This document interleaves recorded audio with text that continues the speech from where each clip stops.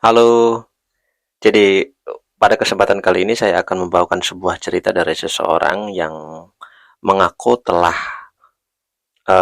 mendapatkan pengalaman mati suri.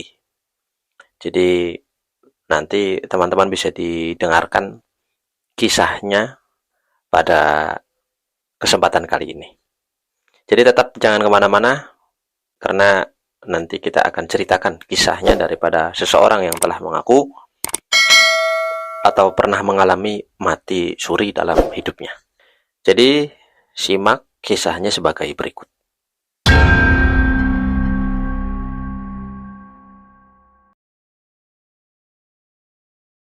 Mbah Karto, sosok kakek berusia 85 tahun yang masih terlihat tegar dan segar.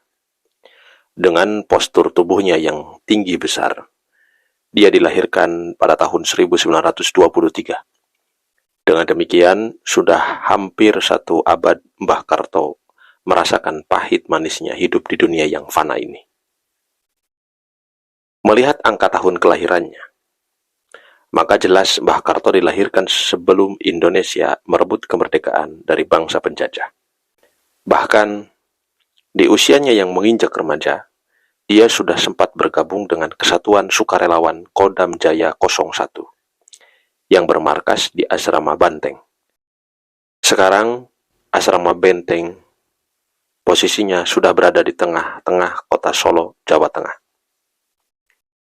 Kendati dia sudah relatif ujur, namun dia mengaku masih bisa membayangkan dengan jelas bagaimana suasana ketika dirinya ditugaskan untuk membantu para pejuang sukarelawan yang lebih dulu terjun ke medan pertempuran guna melawan pasukan musuh. Sampai tiba tahun 1970, Mbah Karto harus memutuskan keluar dari dinas militer walau hanya dengan pangkat rendahan. Tindakan ini bukan tanpa alasan. Mbah Karto memilih keluar karena ketika itu dirinya didera oleh suatu penyakit yang tergolong sangat tidak lazim. Penyakit yang bisa jadi amat jarang menimpa orang-orang pada umumnya. Apa yang sesungguhnya dialami oleh Mbah Karto? Kepada kami, dia berkenan membagi cerita menyangkut derita penyakit yang dialaminya. Berawal dari penyakit itu pula, dia sampai mengalami suatu perjalanan astral. Mbah Karto sempat divonis mati selama lebih dari 10 jam setelah dimandikan dan hampir saja dikafani. Tuhan memberikan kehidupan kembali. Namun ada pengalaman yang amat menyeramkan saat dia berada di alam kematian. Bagaimana kisahnya? Kejadiannya sudah berlangsung sekitar 37 tahun silam. Persisnya saat Mbah Karto masih berusia 47 tahun. Waktu itu dia bersama keluarganya masih tinggal di kampung halamannya yang berada di pinggiran kota Solo. Awalnya, Mbah Karto menderita demam. Suhu badannya panas tinggi, seperti layaknya orang yang mengalami demam pada umumnya. Akan tetapi, ada sedikit keanehan dengan penyakitnya. Mbah Karto hanya merasakan demam pada malam hari, siangnya dia benar-benar sehat seperti tidak menderita penyakit apapun. Sehingga dia bisa menjalani aktivitas seperti seseorang yang sehat walafiat. Kondisi seperti ini berlangsung terus dan sangat berkepanjangan. Hingga tubuh Karto muda yang semula gempal berubah menjadi kurus kering. Karena serangan penyakit selalu saja datang selepas senja. Maka dia pun terpaksa untuk meninggalkan dinasnya di militer. Mbah terpaksa keluar dari tentara. Karena setiap malam Mbah menggigil kedinginan dan tidak bisa berbuat apa-apa. Kisah si kakek mengenang. Segala macam cara sudah dilakukan untuk menyembuhkan penyakit demam yang aneh itu. Tidak hanya berobat ke dokter, tapi sampai meminta pertolongan orang pintar. Tetapi penyakit yang diderita oleh Mbah Karto belum juga kunjung membaik. Bermacam-macam analisis yang diperoleh Mbah Karto sekitar penyakit yang dideritanya dari mulai tipes, demam berdarah, usus buntu, Sampai ada orang pintar yang menyebutkan bahwa Mbah Karto terkena guna-guna. Tetapi dari kesemuanya itu, ternyata tidak bisa memberikan solusi untuk kesembuhan penyakit yang dideritanya. Hingga sampai pada suatu ketika, Mbah Karto mengalami koma. Hal ini didahului dengan rasa sakit yang sangat luar biasa. Tubuhnya mendadak kejang. Karena seperti ada sesuatu yang mengganjal di dalam perutnya. Beberapa jam berlalu setelah deraan sakit itu. Karena tidak tahan merasakan penderitaan yang amat sangat. Malam itu Mbah Karto akhirnya menghembuskan nafasnya yang terakhir. Semua sanak famili berdatangan untuk membantu melakukan prosesi pengurusan jenazah. Para kerabat, anak-anak Mbah Karto, saudara-saudara kandungnya, semua sepakat untuk mengurus jenazahnya besok pagi. Mengingat waktu itu malam sudah larut.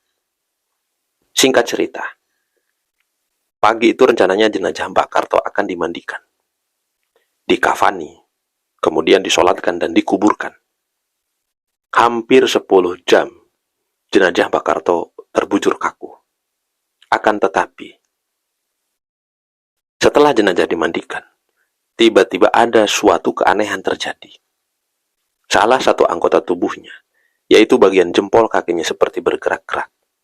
Melihat keanehan ini, semua orang yang hadir kaget bukan kepalang. Apalagi ketika melihat jemari tangan Mbah Karto juga bergerak-gerak, satu demi satu. Karuan, sebagian dari mereka ada yang lari ketakutan, karena menduga mayat Mbah Karto bisa hidup. Hanya beberapa kerabat dekat saja yang tidak bergeming dari sekitar jenazah Mbah Karto. Selang beberapa lama setelah jari, kaki, dan tangannya bergerak-gerak, anggota tubuh Mbah Karto yang lain sedikit demi sedikit juga mulai bergerak. Bahkan kedua belah matanya mulai terbuka. Dikisahkan oleh Mbah Karto, pada saat itu ketika matanya terbuka, sebenarnya dia juga amat ingin berbicara, memberitahu bagaimana keadaan dirinya. Waktu itu, suara Mbah seperti hilang. Untung ada anak Mbah yang memberi minum. Barulah mulut Mbah tidak kaku lagi. Kenang Mbah Karto dengan sorot mata tuanya yang menerawang. Setelah bisa berbicara, akhirnya Mbah Karto menceritakan semua kejadian yang dialaminya ketika mati suri. Ketika itu, setelah merasakan sakit yang amat teramat sangat, tiba-tiba dunia terasa gelap, sunyi senyap. Saat keadaan gelap gulita, mendadak ada udara dingin yang merasuk ke dalam badan Mbah Karto. Selang beberapa saat kemudian, rasa sakit yang dia rasakan sudah lenyap. Namun aneh, tiba-tiba Mbah Karto mendapatkan dirinya seperti berada di sebuah lorong panjang, yang di kanan dan kirinya dikelilingi oleh dahan pohon-pohonan yang sangat lebat. Begitu lebatnya daun-daun pohon itu, sehingga pandangan Mbah Karto terhalang. Di sekitarnya yang terlihat hanya dedaunan pohon. Bahkan saat dia mendongakkan kepalanya ke atas, maka yang terlihat pun seluruhnya dedaunan. Mbah Karto amat bingung dengan keadaan yang dialaminya. Di tengah kebingungan itulah, dia mendengar satu suara yang bergema. "Karto, kamu harus berjalan terus menyusuri lorong jalan ini. Ingat, jangan pernah kembali ke belakang." Entah siapa atau makhluk apa yang telah berkata-kata itu. Yang pasti, nada suaranya sangat keras, menggelegar seperti halilintar. Dengan kebingungan dan ketakutan, Mbah Karto menuruti apa yang dianjurkan oleh suara. Dia berjalan menyusuri jalan setapak itu. Entah berapa lama dia berjalan, Mbah Karto terus saja melangkah di dalam lorong yang dinaungi dedaunan hijau, royo-royo itu. Tanpa rasa capek sedikit pun. Anehnya, lorong itu terus saja lurus, tidak pernah ditemukan belokan sedikit pun. Menurut perasaan Mbah Karto, sudah sangat jauhnya dia berjalan menusuri jalan setapak dalam lorong daun-daun itu. tetapi belum juga menemukan suatu apapun. Selain daun-daun pohon, lorong itu sepertinya tanpa ujung dan pangkal, lurus dan amat panjang. Karena sudah jauh, Mbah Karto melangkahkan kakinya. Maka sekali dia menengok ke belakang untuk meyakinkan apakah ada orang lain selain dirinya yang berada di lorong itu. Akan tetapi harapannya sia-sia saja. Yang tampak di belakangnya hanyalah jalanan sepi yang terbujur panjang tanpa ujung. Anehnya, Mbah Karto tidak merasakan kelelahan walau sedikit pun. Dia terus saja berjalan. Sampai akhirnya, di kejauhan sana, dia seperti melihat sesuatu yang ingin menghalangi jalannya. Dan semakin dekat dengan objek itu, maka semakin terlihat jelas pula wujudnya. Ternyata, yang terlihat di depan mata Mbah Karto adalah sebuah pintu gerbang yang sangat lebar dan besar sekali. Bentuknya menyerupai pintu gerbang benteng pertahanan pada zaman kerajaan Tempo dulu. Mbah Karto mendekat untuk menjangkau pintu gerbang tersebut.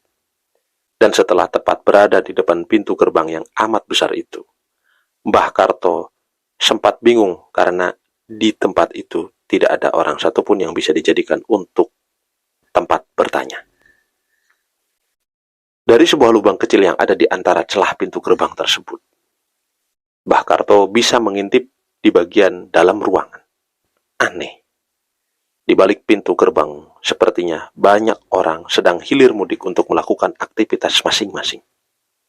Ya, sepertinya di balik pintu gerbang tersebut ada sebuah perkampungan atau desa yang pada saat itu semua orang yang ada di dalamnya tengah melakukan kegiatan masing-masing. Anehnya lagi, di antara orang-orang yang berada di balik pintu gerbang besar itu, tidak ada satu orang pun yang berbicara atau mengeluarkan kata-kata. Mereka saling terdiam 1000 bahasa, dan seolah amat fokus dengan pekerjaannya masing-masing. Mbah Karto ingin masuk ke dalam pintu gerbang itu, tetapi dia tak tahu bagaimana caranya. Ketika dia mendongak ke atas, ternyata di bagian atas pintu gerbang, persisnya di sebelah kanan atas dan sebelah kiri atas, ada orang-orang yang sedang terjaga. "Hai penjaga, tolong bukakan pintu untukku," teriak Mbah Karto. Para penjaga itu melihat ke arah Mbah Karto. Salah seorang penjaga, tangannya seperti menarik sesuatu dari samping tempat duduknya. Tak lama kemudian, pintu gerbang itu sedikit demi sedikit mulai terbuka. Begitu pintu terbuka, tanpa ragu lagi, Mbah Karto segera melangkahkan kakinya masuk ke balik gerbang tersebut. Sementara para penjaga pintu hanya menatapnya, sedangkan mulut mereka terus terkunci. Tidak mau berbicara atau berkata apa-apa. Kendati begitu, di mata Mbah Karto, wajah para penjaga itu tampak begitu arif. Roman muka mereka yang sangat bersahaja terasa teduh saat dipandang mata. Pakaian mereka yang serba putih seperti jubah orang-orang dari Timur Tengah menambah kesan karismatik penampilan mereka. Saat Mbah Karto masih terpukau dengan para penjaga tersebut, sama sekali tak disadarinya bahwa pintu gerbang sudah tertutup kembali. Mbah Karto kembali melangkahkan kakinya untuk melihat-lihat keadaan yang ada di balik pintu gerbang.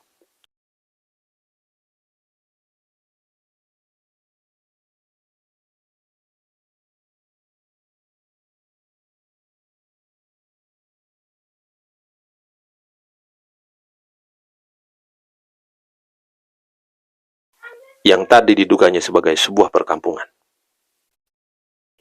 Setelah agak lama Mbah Karto berjalan ke pengumpul kayu bakar, ternyata setelah situasinya sedemikian rupa itu memang sungguh-sungguh kembali menyerahkan kayu bakar sebuah perkampungan. Lalu dia menyusunnya kembali. Semua orang-orang itu sedang melakukan kegiatan yang lain.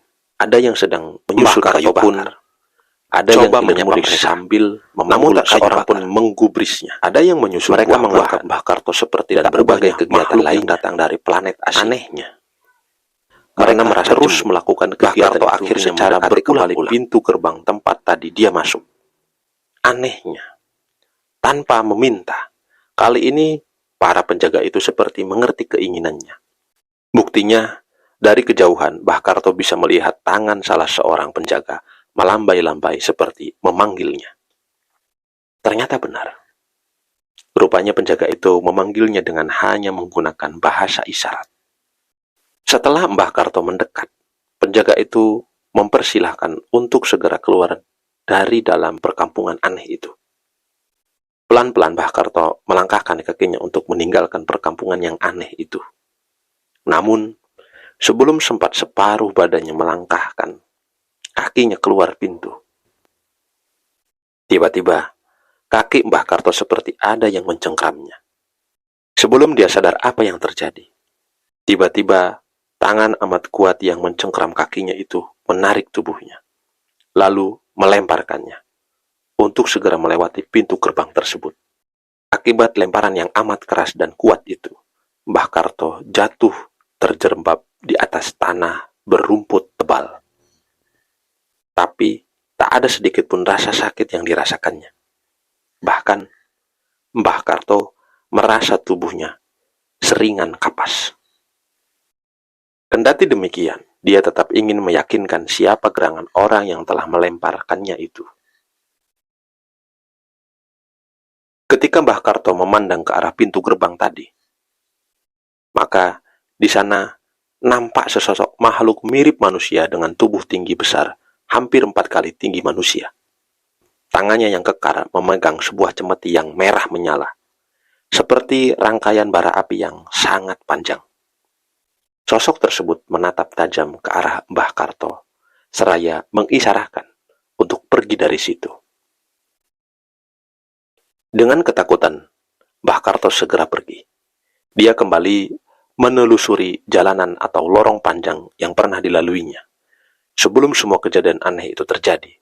Ketika Mbah Karto tengah asik menekuri langkahnya, tiba-tiba telinganya mendengar suara berdebum-debum.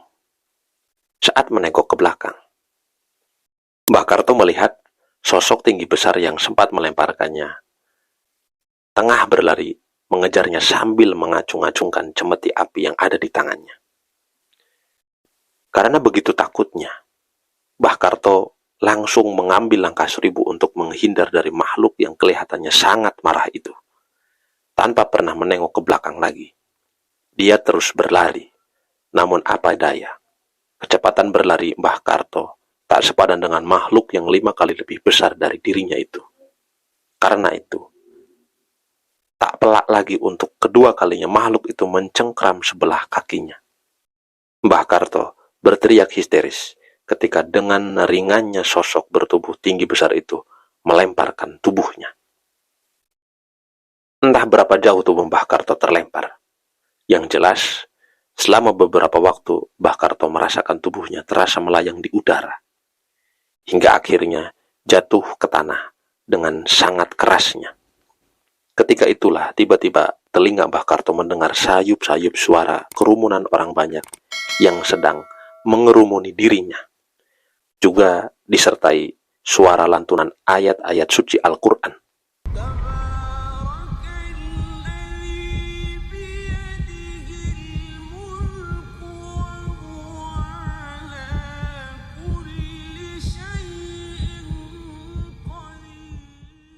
Bahkan, sebagian orang ada yang berbisik dengan cemas, "Karto, urip meneh."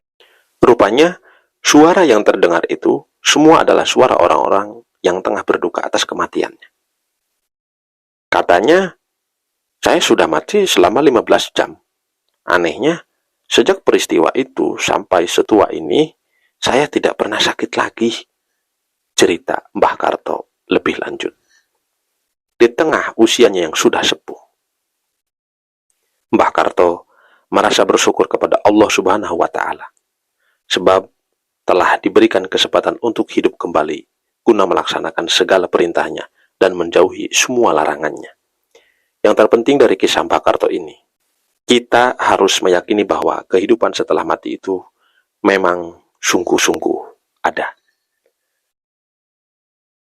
Nah, jadi itu adalah kisah daripada Mbah Karto yang pernah mengalami kejadian mati suri yang dialami semasa hidupnya dulu. Dan sekarang Mbah Kato sudah sangat sepuh. Jadi mudah-mudahan kita semua bisa mengambil hikmah daripada kejadian nyata yang dialami oleh Mbah Karto. Dan jangan lupa terus berbuat baik karena yang namanya mati itu pasti. Jadi videonya sampai di sini saja. Assalamualaikum warahmatullahi wabarakatuh.